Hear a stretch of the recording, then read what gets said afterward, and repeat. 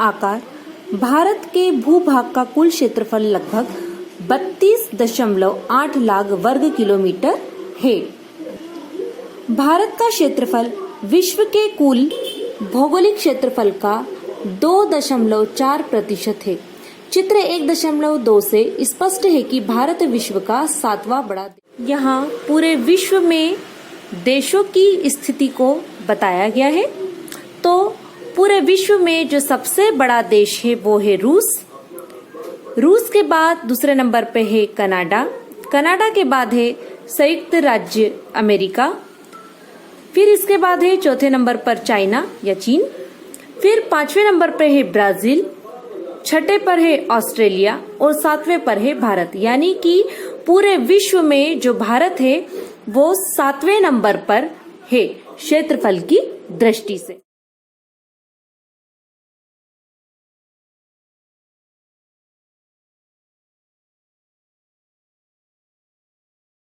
साथ ही भारत की जो स्थल सीमा है उसकी रेखा लगभग 15,200 किलोमीटर और समुद्री तट की जो रेखा है वो अंडमान और निकोबार द्वीप समूह को तथा लक्षद्वीप समूह के साथ 7,516.6 किलोमीटर है।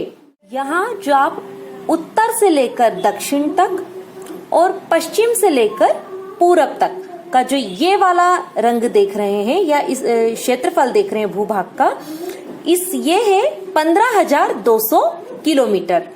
और जो समुद्री रेखा है जिसमें लक्षद्वीप और अंडमान निकोबार द्वीप समूह की तट रेखा को भी शामिल किया गया है। इसमें ये तट रेखा देखिए आप, ये यहाँ से पूरी होते हुए और ये इधर तक, ये जो है पूरी 7,516.6 किलोमीटर।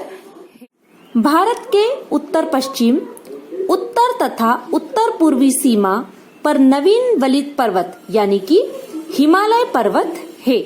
तो यहाँ पर जो नवीन वलित पर्वत है जिसको बताया गया है कि ये वाला हिस्सा यानी उत्तर से लेकर पश्चिम तक ये वाला हिस्सा, फिर उत्तर में यहाँ और फिर उत्तर पूर्वी मतलब यहाँ तक जो है वो नवीन वलित पर्वत यानी कि हिमालय पर्वत स्थित है।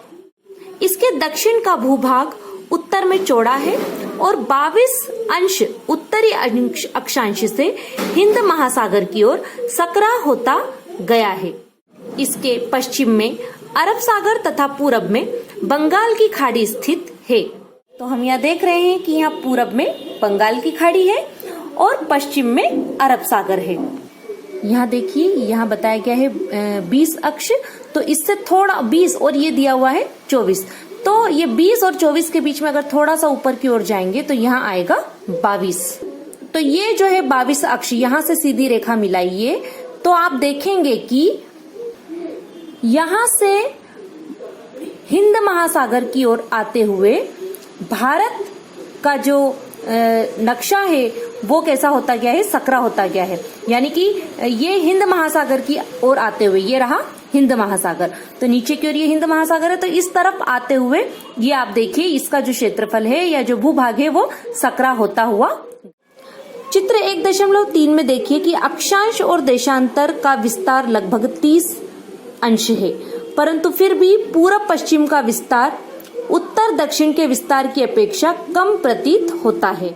4 मिनट से उत्तर की ओर या उत्तरी अक्षांश की ओर 37 अंश 6 मिनट तक के बीच में जो डिफरेंस है वो ज्यादा नहीं है, लगभग 30 के करीब होगा।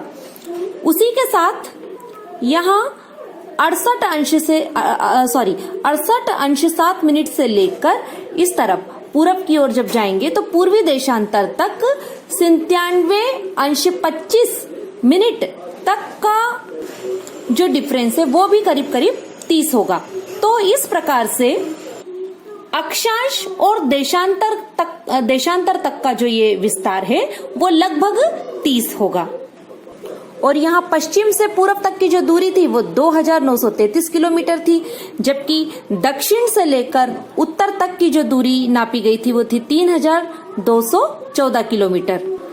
तो देखने में हमें ये दक्षिण से उत्तर तक की जो दूरी है या लंबाई है वो ज्यादा नजर आती है, लेकिन इनमें यानी इस दूरी में और इस दूरी में बहुत ज्यादा किलोमीटर का फर्क नहीं है, लगभग 250 या 250 के बीच का अंतर है।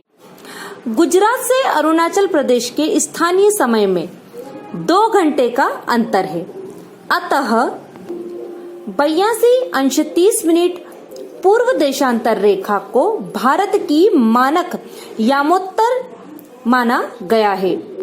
मानक यामोत्तर का अर्थ होता है स्टैंडर्ड टाइम, जो कि उत्तर प्रदेश में मिर्जापुर से गुजरती है। अक्षांश का प्रभाव दक्षिण से उत्तर की ओर दिन और रात की अवधि पर। तो ये जो डैश वाली लाइन आप देख रहे हैं, जो यहाँ उत्तर प्रदेश के मिर्जापुर से होकर गुजरी है, और इसका जो नाम है वो है मानक यामोत्तर, यानी कि स्टैंडर्ड टाइमिंग जो है वो इंडिया की बताई गई है इसके अंदर। इसके साथ ही जब हम दक्षिण से उत्तर की ओर जाते हैं तो दिन और रात की अवधि में या समय में कैसे अंतर पड़ता है, इसके बारे में हम आगे के पाठों में चर्चा।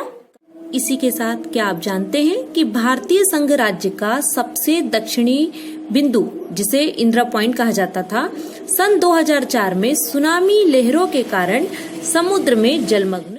तो यहाँ भारत का सबसे दक्षिणतम बिंदु जो था इंदिरा पॉइंट था, जो सन 2004 में आई सुनामी लहरों के कारण पूरी तरह से नष्ट हो गया है।